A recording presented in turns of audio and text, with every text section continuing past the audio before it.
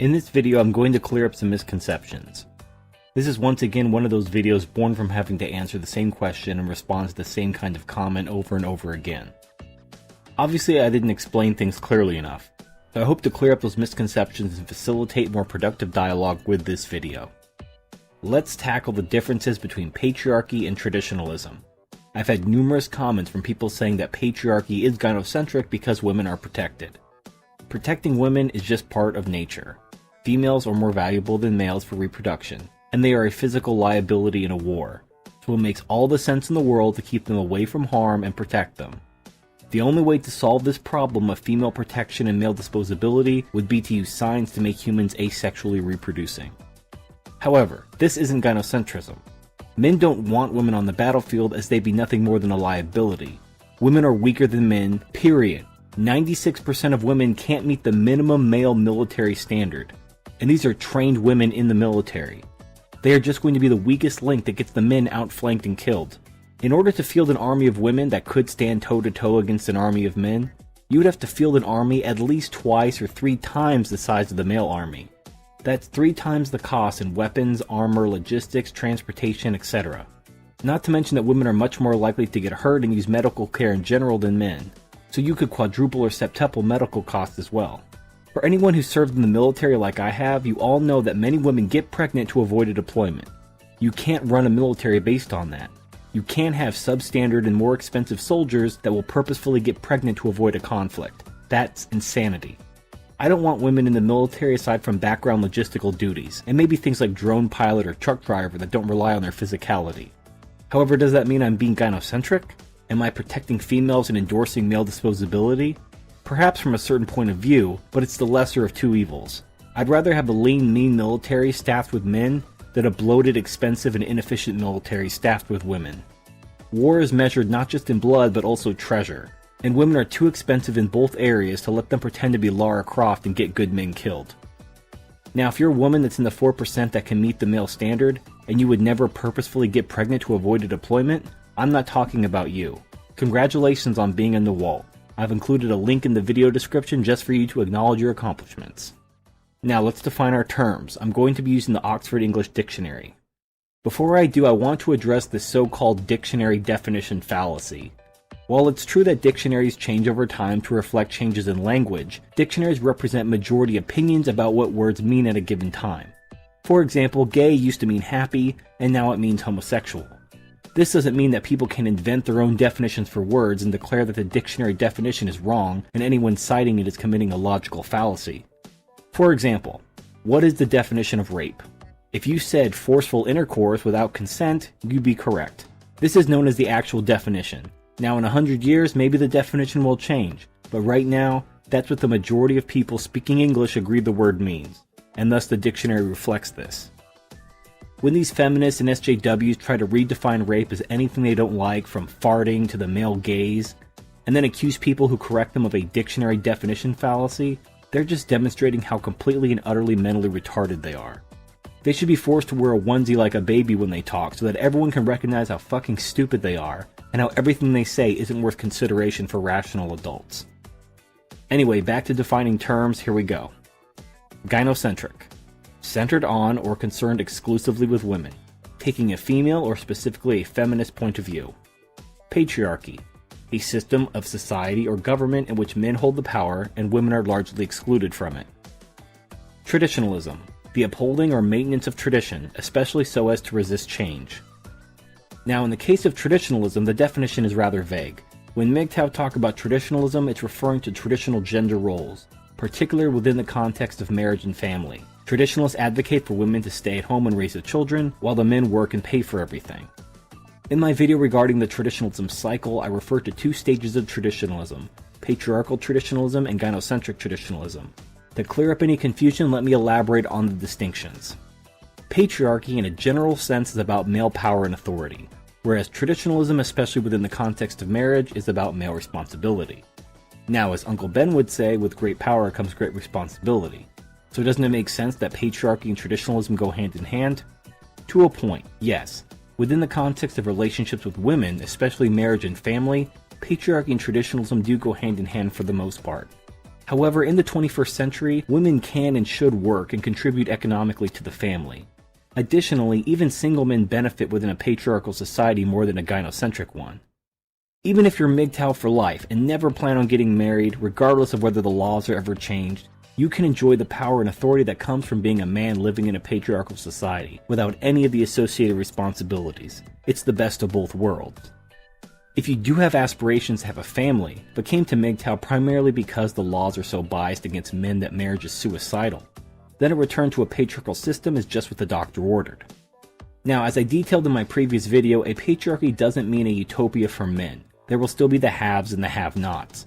However, in the realm of relationships and families, men will have the power and the authority, and life is much better for the average man compared to the misandric bullshit men are dealing with now. So that explains patriarchal traditionalism. Now what about gynocentric traditionalism? Gynocentric traditionalism occurs when egalitarian bullshit begins to seep into the society, wherein women are made equal to men within the context of marriage and family. As I explained in my video A Case for Patriarchy, men contribute far more to the marriage and relationship than women, so treating both parties equally actually discriminates against men and ignores their disproportionate contribution. Let's change the context from a marriage to a business, and I think you'll be able to understand better what I'm talking about. In every business, there is the business owner or boss. The boss is responsible for the entire business. He may hire managers and delegate some of his authority to them. However, at the end of the day, the managers answer to him because he's still the boss. The managers understand and accept this, as do the employees. The managers and employees don't consider themselves equal to the business owner. They understand that this is his business and they work for him. So why would the employees, including managers, tolerate this inequality? They do it because the business provides them with jobs and income they wouldn't otherwise have.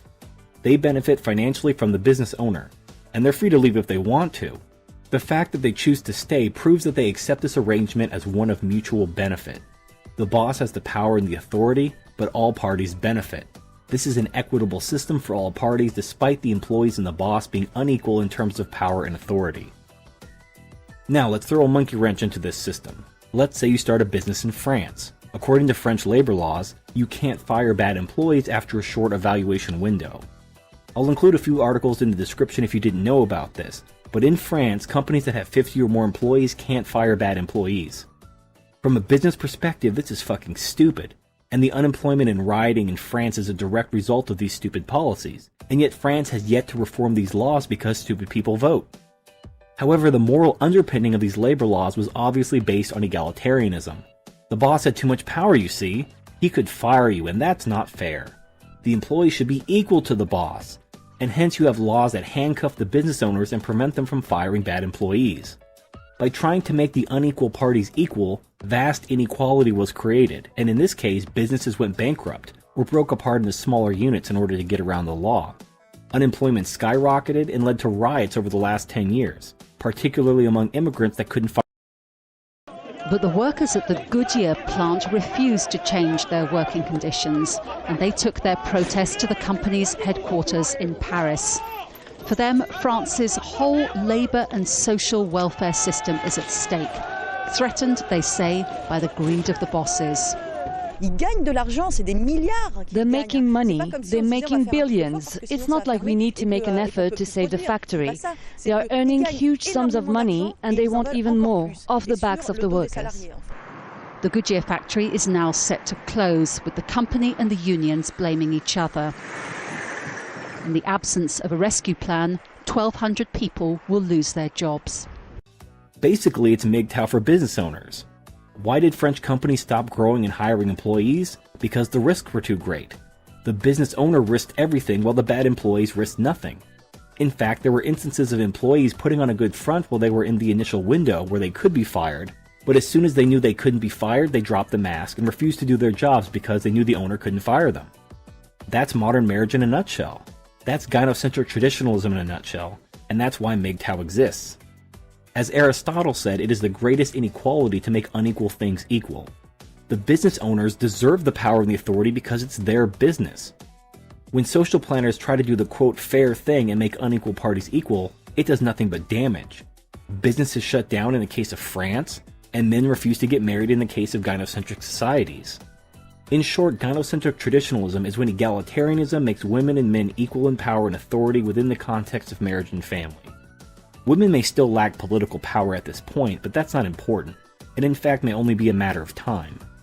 Due to the biological differences between men and women, treating them equally actually harms and oppresses the man, in the exact same way that treating employees and business owners as equals harms and oppresses the business owners.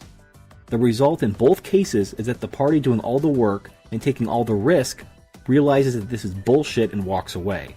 And the other party that pissed and moaned about fairness realized that they are totally fucked without the other party. The employees are fucked without the business owners to create and manage the businesses, and the women and children are fucked without the men to create and manage the family unit. So having hopefully explained myself more fully, the million-dollar question is, how can I advocate for a patriarchal system and be anti-traditionalist at the same time? The reason is that I recognize that until we become an asexual species, men and women are going to form some kind of social unit.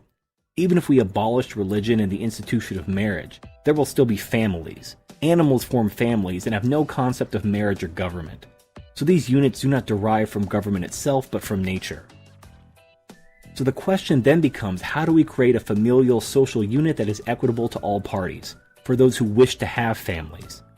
I realize that not all MGTOW want to have families and just want to be childless bachelors for the rest of their lives. That's fine, and you probably don't give a shit about what happens in society one way or the other because it doesn't affect you either way. These videos are for the benefit of those MGTOW who do want to have children, and face the dilemma of either making a suicidal pact with the state using some form of marriage, having to resort to international surrogacy, or waiting for technologies like the artificial womb to be developed. It is for them and men like them that these videos exist. To simplify, I'm anti-gynocentrism and anti-marriage/traditionalism. However, I'm pro-family, assuming the man controls said family under a patriarchal system that recognizes his disproportionate contribution. I'm not saying that all men need to have families, but men should be free to form families without risking their life and freedom in the name of equality. However, that being said, I'm going to repeat myself, I am not pro-marriage at all. And as it's inexorably tied to the larger society, there's no way to fix it within our current gynocentric system. Thus, absolutely no sane man should be advocating for marriage within this society.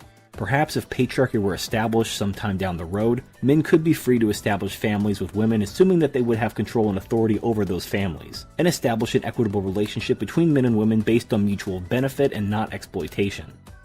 So I hope that clears things up. I hope that now you understand the differences between patriarchy and traditionalism, as well as the relationship between the two within the family unit.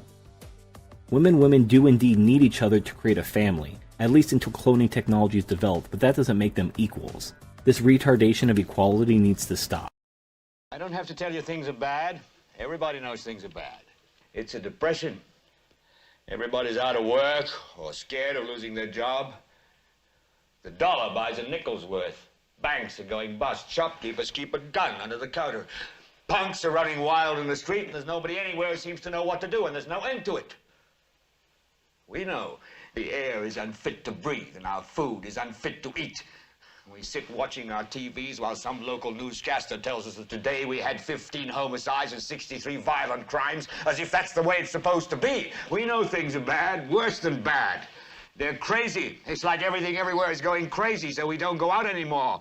We sit in the house, and slowly the world we're living in is getting smaller, and all we say is, please, at least leave us alone in our living rooms. Let me have my toaster and my TV and my steel-belted radios, and I won't say anything. Just leave us alone. Well, I'm not going to leave you alone. I want you to get mad. I don't want you to protest. I don't want you to riot. I don't want you to write to your congressman because I wouldn't know what to tell you to write. I don't know what to do about the depression and the inflation and the Russians and the crime in the street. All I know is that first, you've got to get mad. You've got to say, I'm a human being. God damn it. My life has value. So, I want you to get up now. I want all of you to get up out of your chairs. I want you to get up right now and go to the window, open it, and stick your head out and yell, I'm as mad as hell, and I'm not going to take this anymore!